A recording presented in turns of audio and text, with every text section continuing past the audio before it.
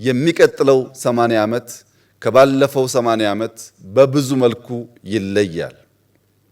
በአርቲፊሻል ኢንተለጀንስ የማንዘጋጅ ከሆነ አብዛኛውን የአውሮፕላን ተግባራት የሚፈጽመው ማሽን በሚሆንበት ሰዓት ይህንን ክብራችንን ይዘን መቀጠል አንችልም።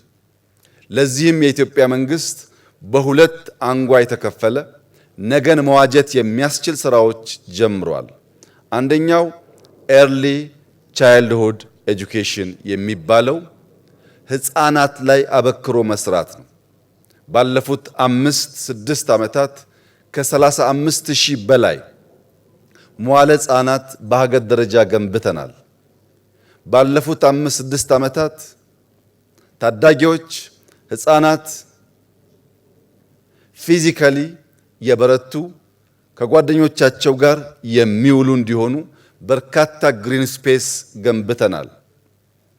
በመዲናችን አዲስ አበባ ብቻ ከ1600 በላይ ትናንሽ ስታዲየሞች ልጆች የሚውሉበት ገንብተናል።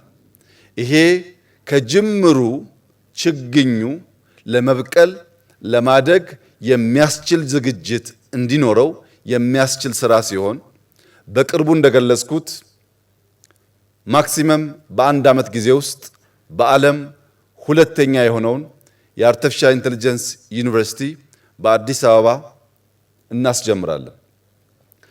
ታች ላይ የምንሰራውና በኤአይ የምንሰራው ስራ ሲደመር የኢትዮጵያ አየር መንገድ የሚቀጥለውን 80 ዓመት የሚገጥመውን አዳዲስ ዕውቀትና ፈተና ተጋፍጦ ለማለፍ ለመሻገር የሚያስችለውን ብቃት እንዲጎናጸፍ ያደርገዋል። ይህንን ሙሉ ዝግጅት ማድረግ ካልቻልን ግን ቀጣዩ 80 ዓመት እንደ ትናንቱ ቀለል ያለ ላይሆን ይችላል። መላው ኢትዮጵያ ሕዝብ ክቡራትና ክቡራን፣ ዛሬ በሰማይ ላይ ለሚበሩ መርከቦች 130 ሚሊዮን ሕዝብ የሚመጥን ወደብ በዚህ ስፍራ ስራ አስጀምረናል። በዚህ ስፍራ በሰማይ ለሚበሩ መርከቦች ያስጀመርነው ወደብ ከዚህ ቀደም ከነበረን በአጠቃላይ ብቃቱ ይለያል። የአዲስ አበባ ኤርፖርት 700 ሄክታር አካባቢ የመሬት ስፋት አለው። እዚህ ቦታ 3900 ሄክታር ገደማ የአየር መንገዱ ብቻ ለተነሱ ሰዎች የተጠቀምናቸውን ቦታ ሲጨምር 5000 ሄክታር አጠቃላይ የአየር መንገዱን ከባቢ የሚሸፍን ስፋት ያለው ቦታ ነው። ለምን ሰፋ ያላችሁ እንደሆነ በስፋቱ ልክ በአየር ላይ የሚመላለሱ መርከቦችን በብቃት ማስተናገድ ችሎ የኢትዮጵያን የእድገት ስብራት የሆነውን ሎጂስቲክስ ለመፍታት በእጅጉ ስለሚያግዝ ነው። በዚህ ቦታና በአዲስ አበባ ቦሌ ኢንተርናሽናል ኤርፖርት 38 ኪሎ ሜትር ርቀት አለ። በዚህ ርቀት ውስጥ የምንገነባው ሃይዌይ ከአዲስ አበባ አዳማ ከገነባነው ሃይዌይ ጋር በብዙ ነገር የሚለይ ይሆናል። አንደኛ ከአዲስ አበባ አዳማ የሚሄደው ሃይዌይ በእያንዳንዱ መስመር 3 መኪና የሚያስተናግድ በድምሩ 6 መኪና መሄጃና መምጫ ያለው ሲሆን ከዚህ ወደ ቦሌ የሚሄደው በእያንዳንዱ አቅጣጫ 6 መኪና በድምሩ 12 መኪና የሚያስተናግድ እጅግ ዘመናዊና ባደጉት ሀገራት የምናየውን አይነት ሃይዌይ የምንገነባ ይሆናል።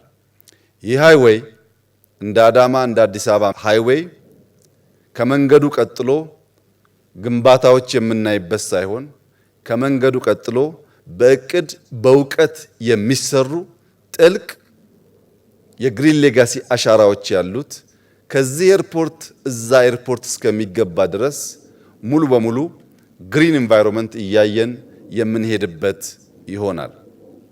ሁለተኛው 38 ኪሎ ሜትር የሚጠጋ በሰዓት ዝቅተኛ 120 በከፍተኛ እስከ 200 ኪሎ ሜትር ፐር አወር ስፒድ ያለው ሬልዌይ እንገነባለን። ፈጣን ሬልዌይ እንገነባለን። የዚህ ሬልዌይ ግንባታ ከአዲስ አበባ ጅቡቲ ከገነባ ነው የሚለየው ሙሉ በሙሉ ይህንን ሬልዌይ የሚገነባው ሀገራዊ ኩባንያ ይሆናል። ይህ ማለት ኤርፖርቱን ስንገነባ ቅድም እንደተገለጸው በርካታ ሎካል ኮንትራክተሮች ተሳትፈዋል። ሬልዌዩን እኛ እንገነባለን። በሃይዌይ ግንባታ ውስጥ የማይናቅ ሼር እንወስዳለን። ግንባታ ብቻ ሳይሆን የሚገነቡ ተቋማት እንገነባለን። እነዚህ ተቋማት ከ5 ዓመታት በኋላ ከኢትዮጵያ ገበያ እየወጡ በሌሎች ገበያዎች ላይ የሚወዳደሩ እንዲሆን አበክረን እንሰራለን። የዚህ አየር መንገድ አሁን ማስጀመር በፍጥነት መጀመር ወሳኝ የሆነበት ዋናው ምክንያት የኢትዮጵያ አየር መንገድ በዓመት 2 ሚሊዮን የሚጠጉ አዳዲስ ደንበኞች ማስተናገድ ጀምሯል። የዛሬ 7 ዓመት ገደማ የለውጡ ሰሞን ቦሌ ኢንተርናሽናል 7 ሚሊዮን ሰዎች በዓመት ያስተናግድ ነበር። ባለፉት 5-6 ዓመታት በተሰሩ ሰፋፊ ማስፋፊያዎች በዚህ ዓመት 21 ሚሊዮን የሚጠጋ ሕዝብ የቦሌ ኢንተርናሽናል ኤርፖርት ያስተናግዳል። አሁን ባለው እድገት በየዓመቱ 2 ሚሊዮን የሚጨምር ከሆነ ከ2 እና 3 ዓመታት በኋላ የቦሌ ኢንተርናሽናል ኤርፖርት ተጨማሪ ሰው ማስተናገድ አይችልም። ያንን ችግር ከወዲሁ ተገንዝበን ዛሬ ስራ ካልጀመርን በቀጣይነት የአፍሪካ ኩራት ታላቁ የአየር መንገድ የሚለውን ስም ተጎናጽፈን ማቆየት ስለምንቸገር ለነገ ዛሬ አስቀድመን መስራት በማስፈለጉ ነው ይህ ውሳኔ የተወሰነው።